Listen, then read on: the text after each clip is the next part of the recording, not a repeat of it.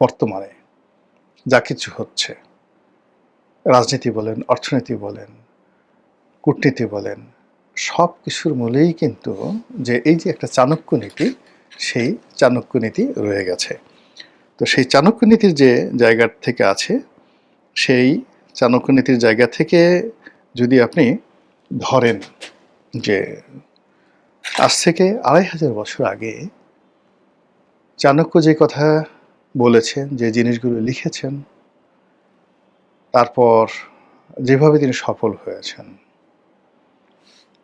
আজ থেকে হাজার হাজার বছর আগে যেভাবে আহমদ শাহ আবদালী, যেভাবে তৈমুর লং ভারত আক্রমণ করেছেন, যেভাবে জহিরুদ্দিন মোহাম্মদ বাবর ভারত আক্রমণ করেছেন, সেই পলিসি তো এখনও আছে। আর এগুলো শেখ হাসিনার যারা মেন্টর তারা বা ভারত এই জিনিসগুলো কি জানে না? অবশ্যই জানে।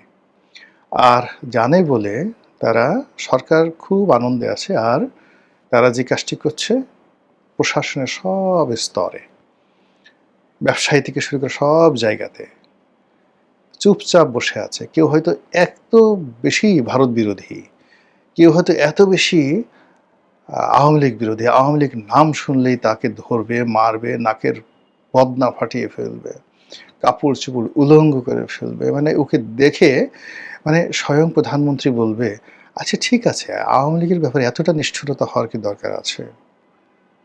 এইরকম। অথচ সেই লোকটি বিষকন্যা। যে যত বেশি দেখবেন মানে নেতিবাচকভাবে আউটস্পোকেন, আমি প্রেম করব না, আমি ঘুষ খাই না, আমি এটা করি না, মাগিবাজি করি না, গিয়ে দেখেন যে যেই কথাটা সে রিগ্রেট করছে সেই জিনিসটি তার মধ্যে প্রবলভাবে অনেক অনেক বেশি।